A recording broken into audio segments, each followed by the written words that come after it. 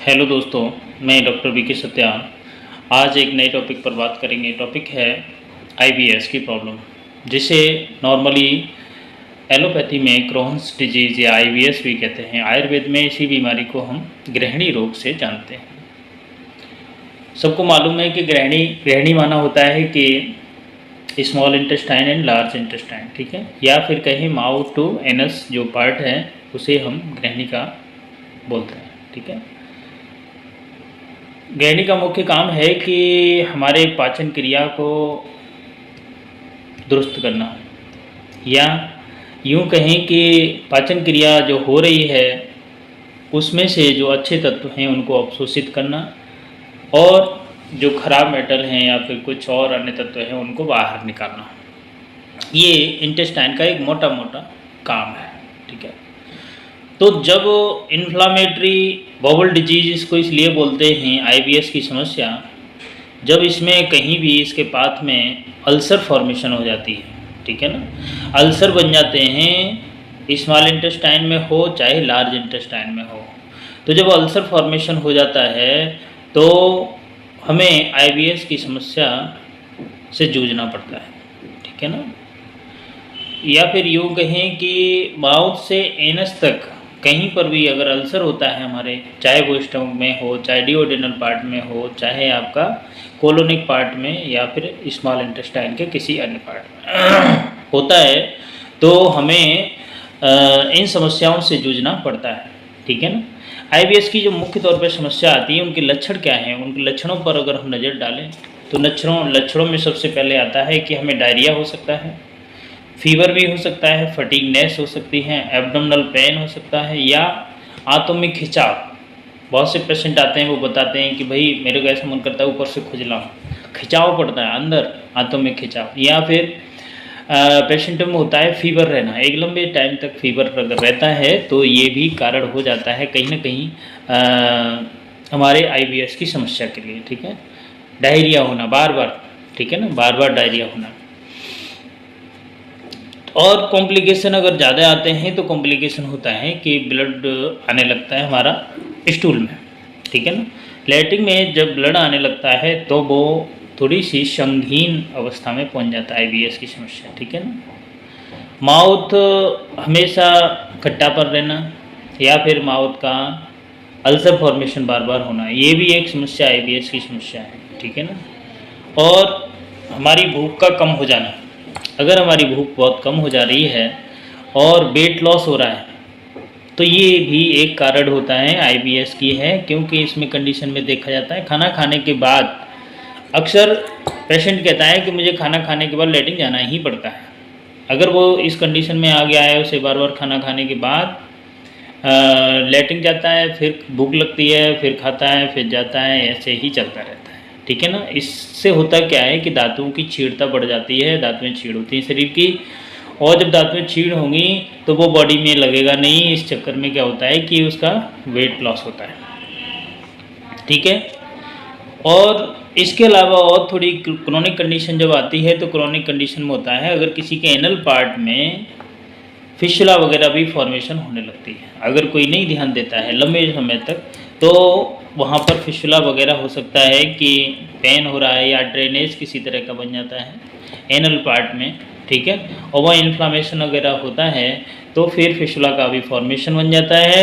Tunnel का formation होता है कि जो एनस है, एनस के पार्ट से कहीं और भी ओपनिंग खुल जाती है इधर उधर, ठीक है, ऊपर हो सकती है, वो नीचे हो सकती है, साइड में कहीं भी हो सकती है।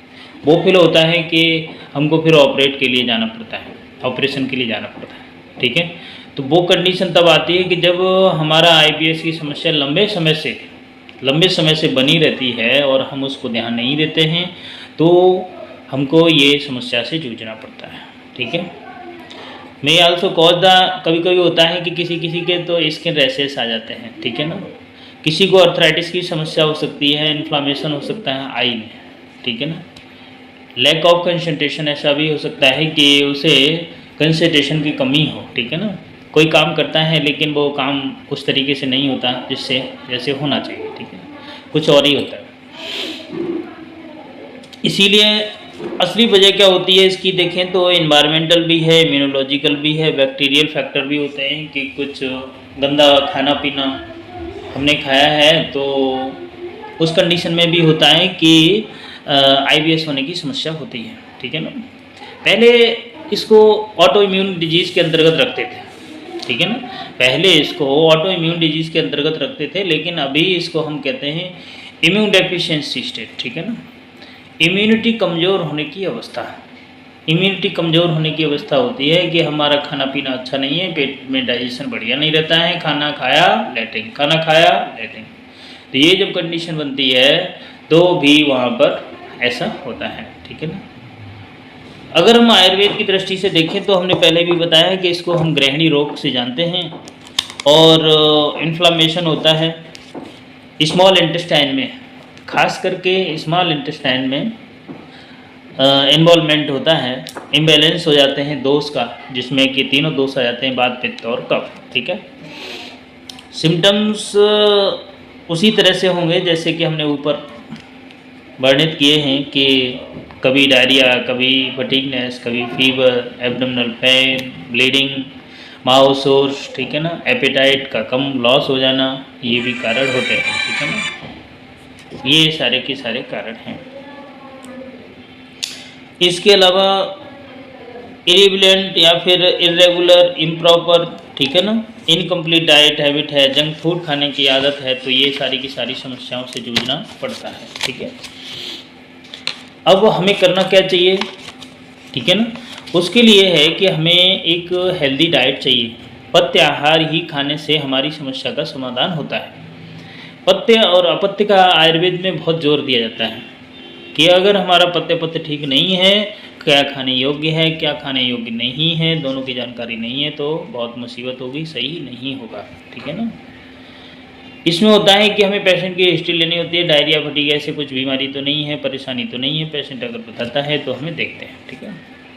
अब आती है ट्रीटमेंट की बात। तो ट्रीटमेंट हमें जो करना है, सबसे पहले तो होम रेमेडी के आधार पर अगर देखें तो हमें थोड़ा ही खाना चाहिए, ठीक है ना, ईट स्मॉल एंड, और हमें फास्ट नहीं खाना चाहिए। जिनको आईबीएस की समस्या है या क्रोन की समस्या है उन्हें जल्दी जल्दी नहीं खाना चाहिए, धीरे धीरे खाना चाहिए, ठीक है ना। और चीनी का इस्तेमाल नहीं करें, वाइट शुगर का इस्तेमाल नहीं करें, मूंग की दाल नहीं इस्तेमाल करनी, गेहूं का आटा भी उन्हें इस्तेमाल नहीं करता है, क्योंकि गेहूं के आटे में मैक्सिमम ग्लूटेन होता है, वो हमारी आंतों में चिपकता है और चिपकता है तो परेशानी बढ़ती है, ठीक है। इसके ब्याह पर हम ले सकते हैं नाग केसर ले सकते हैं, चंदन चूर्ण ले सकते हैं और हनी। इन तीनों को सम मात्रा में लेकर के इसमें हम घी मिक्स करके इसको दिन में 3 बार लेना चाहिए हमें, ठीक है ना। क्या क्या, नागेश्वर और चंदन, और इसी में हम थोड़ा सा हनी मिला लें, फिर इसी के साथ थोड़ा घी अधिक क्वांटिटी में होना चाहिए, ठीक है। तो अगर ऐसा हम करेंगे तो प्रॉब्लम से हमें निजात मिल सकती है। उसके अलावा हमें अवॉइड करना है, कैफ़ीन वगैरह नहीं खानी है, ठीक है ना। कैफ़ीन वगैरह अगर लेंगे ज़्यादा तो कैफ़ीन होता है निकोटीन इरिटेंट एलिमेंट है, ठीक है ना, तो ठीक नहीं है। अल्कोहल भी नहीं लेना है, कार्बोनेटेड ड्रिंक वगैरह भी हमको नहीं लेनी है, ठीक है ना। बीन, कैबेज या फिर सिट्रस फ्रूट का भी इस्तेमाल नहीं करें। बीन, सिट्रस फ्रूट भी खाते हैं तो वो भी क्या होता है, एसिडिटी कॉज करते हैं, नहीं लेना चाहिए, ठीक है ना। इसके ब्याह पर जिनमें पेट साफ नहीं होने की समस्या है वो ईसबगोल का भी इस्तेमाल कर सकते हैं। ईसबगोल मार्केट में मिल जाता है, 2 चम्मच लेना है नाइट को सोने से पहले गुनगुने पानी के साथ, सुबह बढ़िया फ्रेश होते हैं। इसके अलावा भी अगर चूर्ण वगैरह की बात करें, ठीक है ना, तो चूर्ण में हम दाढ़िमास्यक चूर्ण ले सकते हैं, ठीक है ना, आम पाचक चूर्ण ले सकते हैं। उसके बाद में प्रबाल पंचामृत चूर्ण ले सकते हैं, ठीक है ना। और इसके अलावा शंखपुष्पी वगैरह ले सकते हैं, ठीक है ना। 3-4 चूर्ण ले लें इनमें से, और इन 3-4 चूर्ण को मिला करके रख लें, और 100 ग्राम चूर्ण 15 दिन के लिए, 200 ग्राम चूर्ण 1 महीने के लिए, ठीक है ना। तो ये अगर कंटिन्यू हम खाते हैं विद टैबलेट में जैसे आपका कुटच गनबटी बाहर मिल जाती है, कुटच गनबटी ले सकते हैं, सूत सेकर या कामदुधा भी मिलता है, तो ये तीनों टैबलेट ले सकते हैं। और एक एक टैबलेट तीनों में से सुबह 8 बजे और शाम को 4 बजे, और चूर्ण ले सकते हैं आफ्टर मील, खाना खाने के बाद। दाढ़िमाष्टक हो गया, कपिताष्टक चूर्ण मिला सकते हैं, लैट्रिन पतली है तो बिल्वादी मिला सकते हैं, आम पाचक, ये सब मिला करके हम एक चूर्ण बना लें। और साथ में प्रबाल पंचामृत टैबलेट आती है, उसको लेना न भूलें, ठीक है ना। गृहिणी रोग में अच्छी है, ठीक है ना। यही ट्रीटमेंट है गृहिणी रोग का, ठीक है ना। लेकिन हमें अपनी आदतों को सुधारना है, पथ्य ही ग्रहण करना है। पथ्य अगर नहीं लेंगे, अपथ्य पर जाएंगे तो व्याधि होगी।